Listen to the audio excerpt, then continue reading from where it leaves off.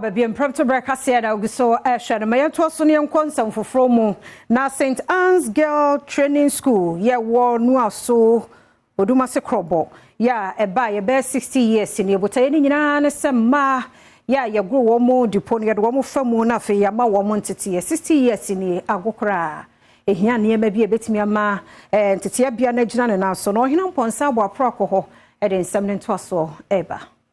Se woba eye noaso a eye suku a ne din e de St. Anne's na suku yesiye na ye de boa etete eye maya enei se wo hwe akade e wo suku mu na adan ahodo mo ho no mu a empanimfo kire se sanka sa suku we obetimi afa nipa ebeye apem ne achi na omomontete nanso enei esa ne se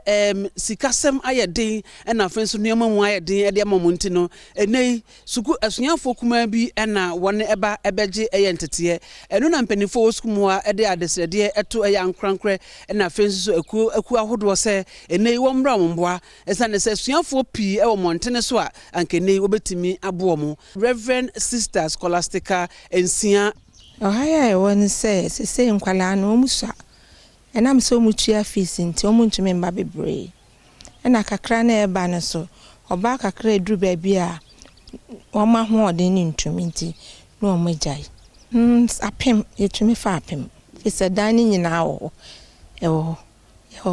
yo facilities na yenhwe esuafo a motete omo no edien na den ntete na mde mo fam enfa na bi wo sesei omo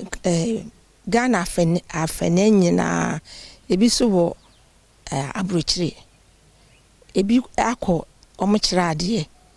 ebi so ye matrons ebi atete wo mu nwuma omo so training nkrofo ebi lecture wo universities. Oh, school high fine pa high fine essential nyama bebre wo ho a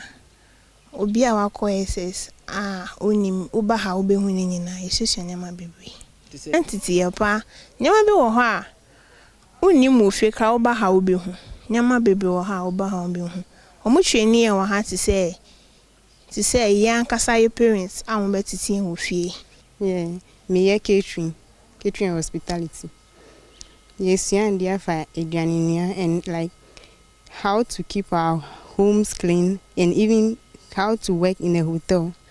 or in plane. Good. Me buy me na me name bebre na so si ade metime etwicha otwicha ma me so metime apa.